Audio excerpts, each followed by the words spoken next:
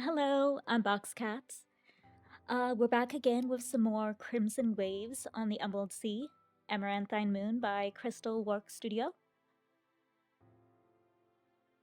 In this game, we are a young lady who is an aspiring businesswoman who has developed a cure for vampirism and is trying to, get it on the market, but she needs an investor, and the investor kind of sort of dropped us. Although I think he might be dead. I'm actually pretty sure he's dead. Oh yeah, and I did have like a theory that that one cute guy at school, like that was like avoiding us for whatever reason, that he might actually be the one who killed the doctor and recently turned into a vampire or something. I don't know, he was acted weird. I remember that. And I remember him being cute. Because that's the important part.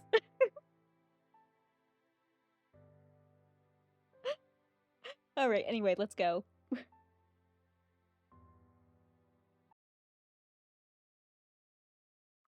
The afternoon crowds have filled the town square, with laborers and trade folk winding through the bakeries and market stands on their lunch break. Carriage wheels and newly shod horses leave a dull staccato in the air as they pass one another in the dull street. Oh wait, not dull. I mean, maybe the streets are dull. Shot bells ring one after another. A large fountain babbles conversationally to the people gathered around it. Talking? Blah, blah, blah, blah, blah, blah, blah, blah, blah. People in this town are weird. Talking to water. And in the distance, a small crowd applauds.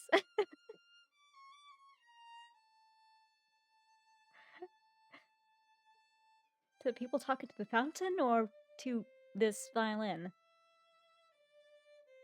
Both? I considered that Douglas's office is on the far end of the square, but the sound of a violin catches my ear. Is that what warranted the applause I heard? There's something both immediately familiar and uncanny. I've never heard this song before, and certainly never in this place. But the melody feels eerily nostalgic. I wonder why that is.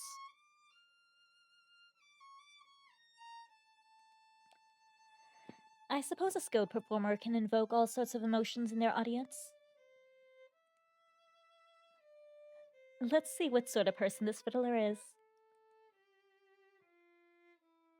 The quick triplets in rich vibrato echo through the plaza, but actually seen past the gathered crowd is becoming a hassle.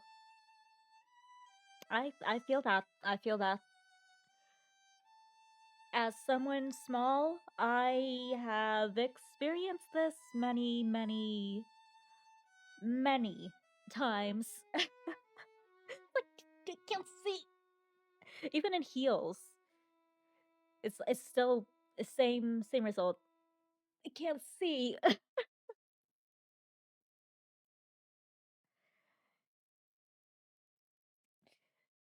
It's tough being shorts.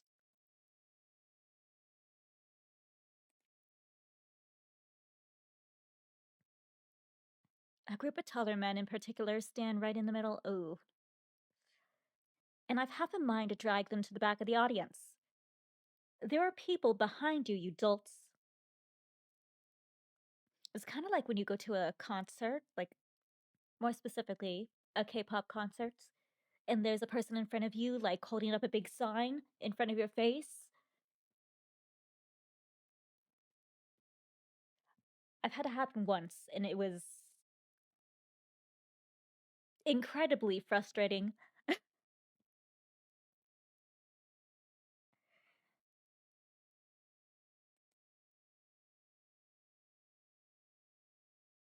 I reach forward to pry the wall apart when the fiddler strikes a sharp chord and leaps up onto the fountain's edge. All right, so showing off.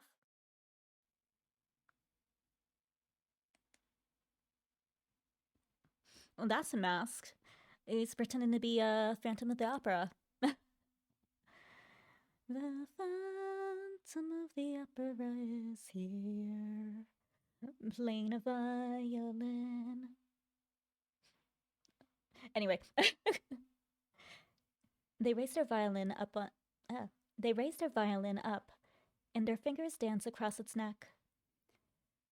The audience claps to keep time. A bubbling warmth rises in my chest, and I can't look away. You know, I actually did play violin for a while. For a time. I did end up quitting because,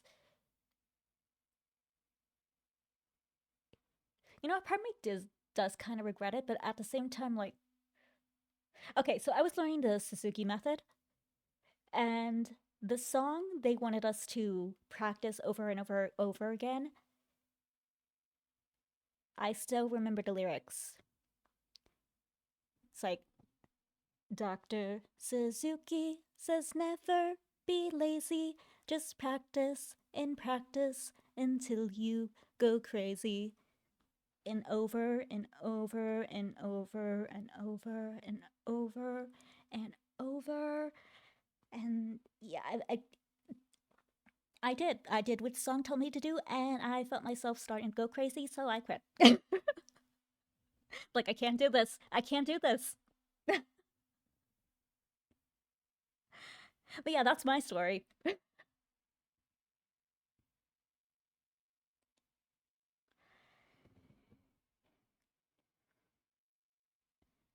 They wear a mask, but they're clearly quite handsome. Their slick back hair shines in the afternoon sun, and their hands cradle their instrument with a fierce delicacy. And the sound. I don't know where they were trained, but they're bursting with energy, as if they can't help but draw their bow across the strings. It's enchanting. Oh, we got a little bit of a crush. Eh? Actually, I think this might be the guy from school. The one that ran away from us. Because, I don't know, we smell or something? Why are you running? Don't run from me! Come back, please! The cute ones always run.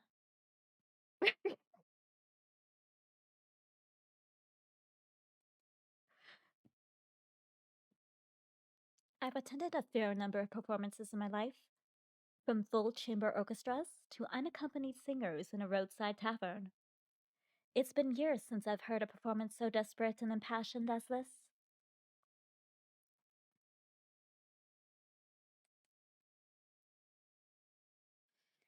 It's almost as if they're gasping for breath, and that the violin is the only air they can breathe. Hmm.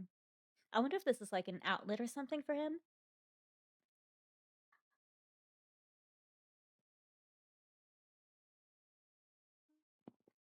Finally, the middle aged man barring my path steps aside, and I move a bit closer to the front for a better look at the masked fiddler.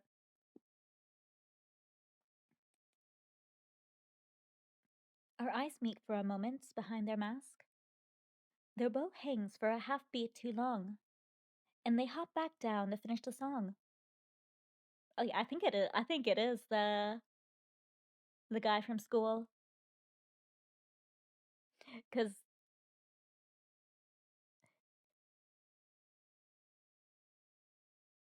I'm pretty sure they know us,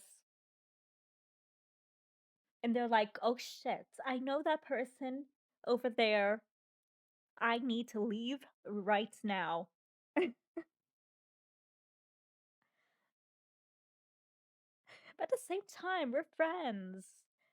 Just I'll support your violining. You don't need to hide it from me.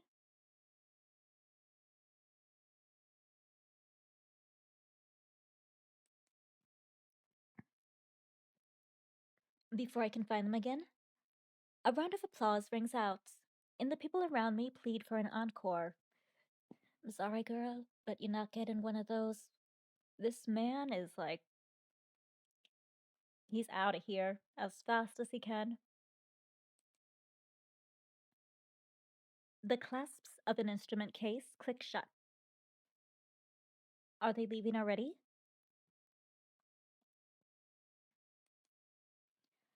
I need to get their name, at the very least. A musician with that level of passion and talent could do better than busking in the square. Uh, I thought we were in the business of, marketing and cure, not entertainment. All right, looking for idols. All the cuties, come here.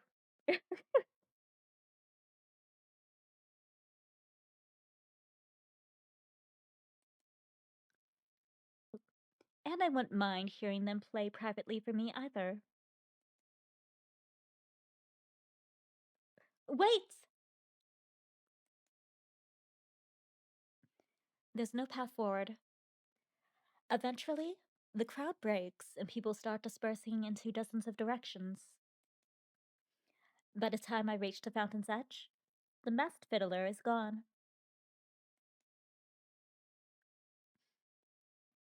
I sigh to catch my breath, and that's likely for the best. I almost let myself get carried away. Handsome musicians are a hazard in many ways. At least she knows that. Good we, got ourselves back on track. We do have priorities. Cuties are nice, but they can wait.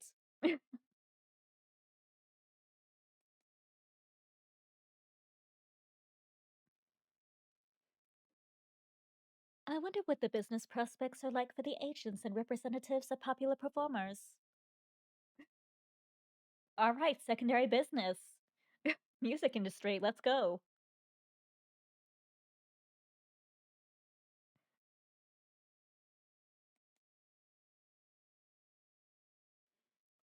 Aren't you already taking on enough work as it is?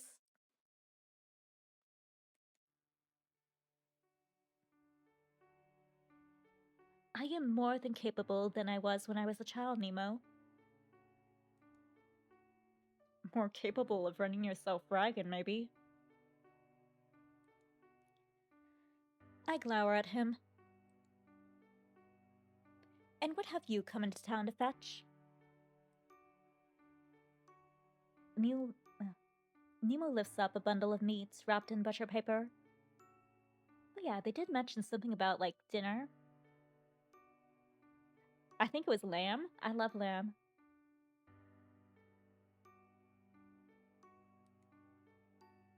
A crown, apparently. Come on. I'll walk you back unless you've got some business down here. I thought we did. Don't we? I thought we were going to Douglas's. Or are we waiting for tomorrow? I don't know, maybe it's late. Apparently not. No. I sigh and let my shoulders sink. Let's get going then. I'm getting hungry. You know this is dinner for tonight, right? Don't worry. I'm not going to eat your husband's crown. Wait, I thought this was dinner. Is it just dinner for his husband? What are we supposed to eat? Cup ramen? Not that cup ramen's bad, but it's not. It's not my preferred dinner. Geez, Nemo, really spoiling your husband rotten. Here's a whole crown of lamb. Don't worry about us.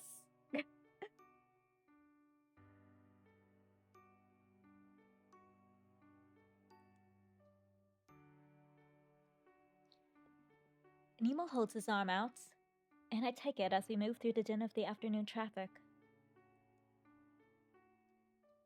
In a short while, we'll be back at our apartments, and I'll need to start drafting more inquiries and preparing samples.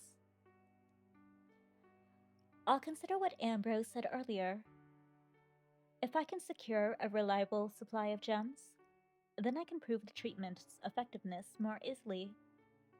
Oh yeah.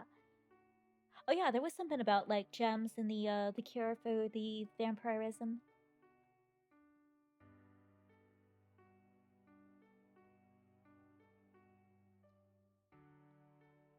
Yeah, it was something like we ate like emeralds or something. I remember making some kind of joke about like it gonna be not a fun time to digest if we're eating gemstones. Which it wouldn't, at least I don't think it would. I've never eaten a gemstone, that's for sure. So I wouldn't really know how well or how not well it digests. Ideally, I'd never plan to, because that's one, that's a waste of a gemstone. Two, that is horrible for your stomach, probably. But maybe these people are just made different.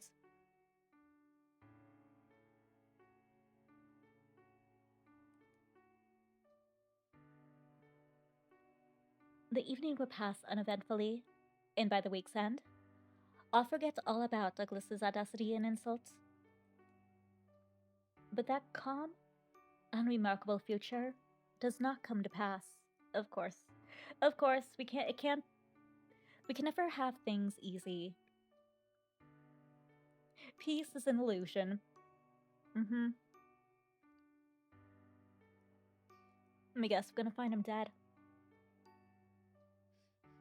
I already suspected that he's gonna be died. I bet you anything.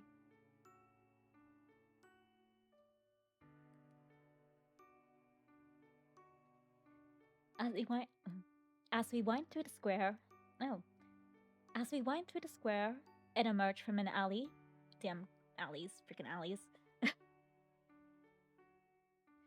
I catch a glimpse of a building where Douglas keeps his office.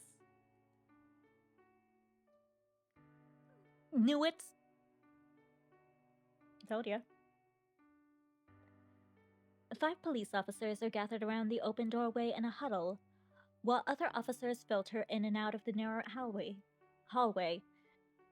It's like freaking alleyways. Now hallways.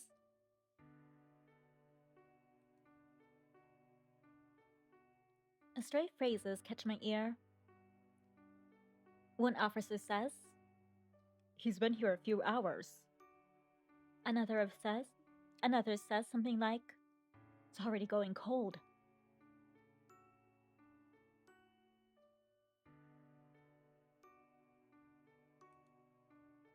Found him earlier today, possibly since. Damn it! A carriage rumbles past and drowns out the rest of the phrase. A chill sweeps over me, and my feet pull me toward the ominous chatter. No reassurance or comfort are waiting for me in that office, nor in overhearing the officers outside. Even so, I walk closer. A rush of foot traffic floods into the streets as passers head for the train platform. In the chaos, it's easy to slip away and duck behind the oncoming carriage before Nemo can even notice I'm gone. We're gonna get, like, chewed out by Nemo after this.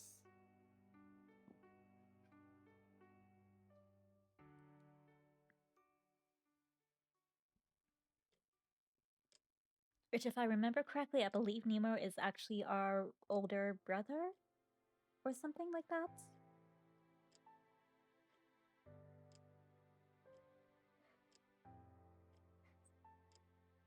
I feel like this is not the first time Lucy has, run off on her own.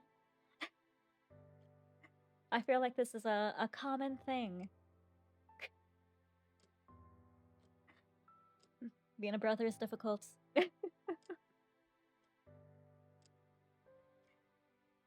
The clock chimes at the top of the hour, a moment before I reach the doorway. Outside, The police are still chattering about how hard it would be to cordon off the area and turn away the gawkers. You mean like me?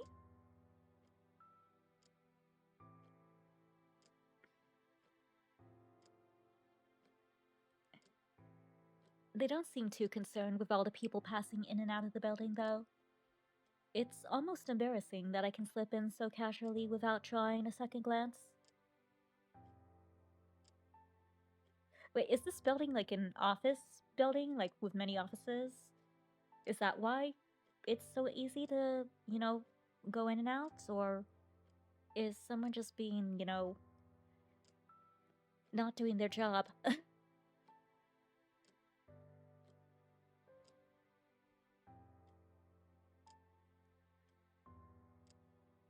Douglas's office occupies the ground level of a fairly new yet imposing building, close to the center of Laurenburg.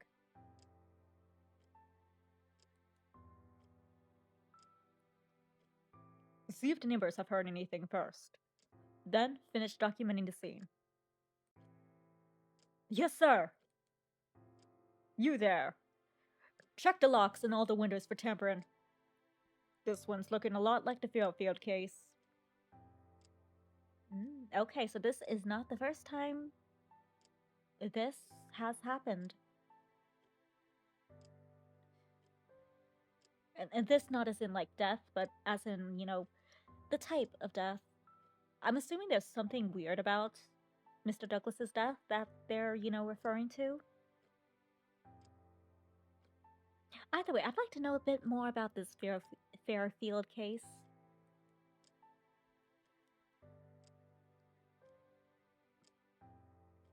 I hear an officer's voice coming from an open doorway to my left. He continues, but I can't follow his words anymore.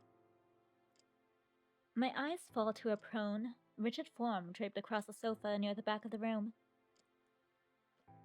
One of the officers steps aside, and the face of a corpse stares back at me with gaunt and glassy eyes. Oh. That's gonna stick in our brain.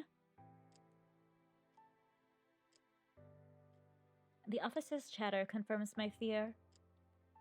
The man I was supposed to meet yesterday evening is lying dead in the office with blood caked around his lips and staining his tie. Someone there! Clear out! This is a crime scene. No gawkers!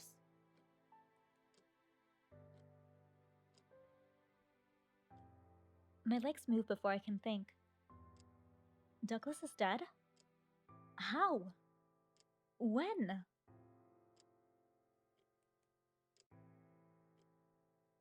The nearest doorknob is already in my hand. Good. It's unlocked. My shin slams into a low table, and I tumble backward into an armchair. Well, at least we landed in a chair.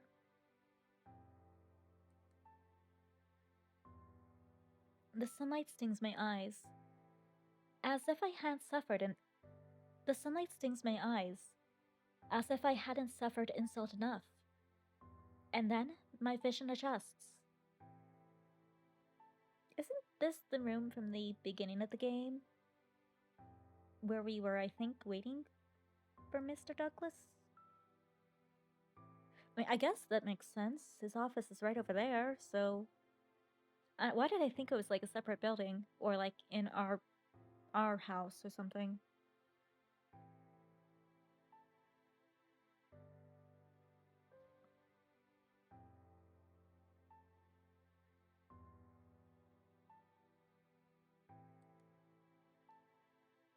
I've often felt the unnerving sensation of reliving memories in a dream. It's never happened to me in the waking world, though. A grandfather's clock chimes. Oh, wait. A grandfather clock's chime echoes through the room. I glance outside, and the sun is still high above the rooftops. I clench the hem of my dress. I'm back in the same seat I occupied less than a day ago, waiting to finalize a business deal with a man now lying dead less than a dozen feet away. That's kind of unnerving, honestly. Like, what if he was dead while we were waiting here for him? Or dying? What if the killer was right outside our door?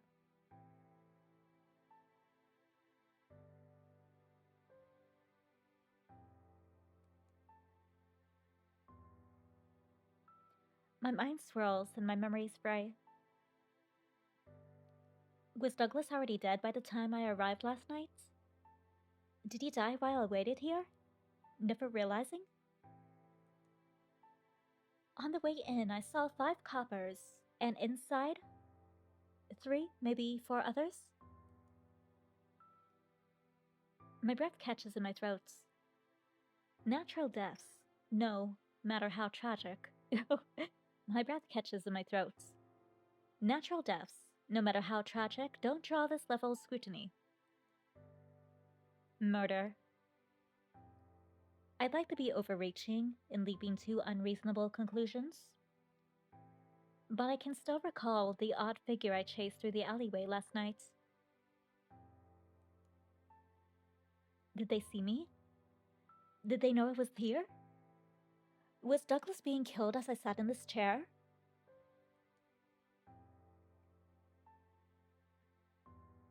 Stray syllables leak out of the neighboring room, but I can't hear anything complete. If I press my ear to the wall, though... Who's there? And because I'm a jerk, I'm gonna actually end it here. So we will find out who is here in the next video.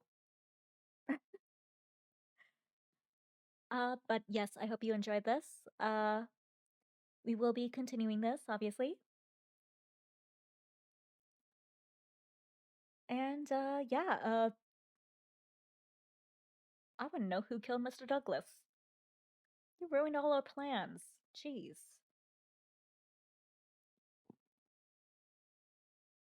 But also, it seems like there might be like a serial killer on the loose, or someone targeting like people like Mr. Douglas or people in his industry.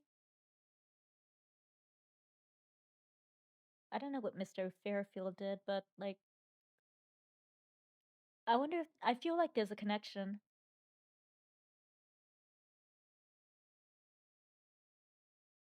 Maybe it has something to do with our business or our business, prospects. And so they, offed Mr. Douglas before we could, you know, make any agreements to, make the our vision a reality.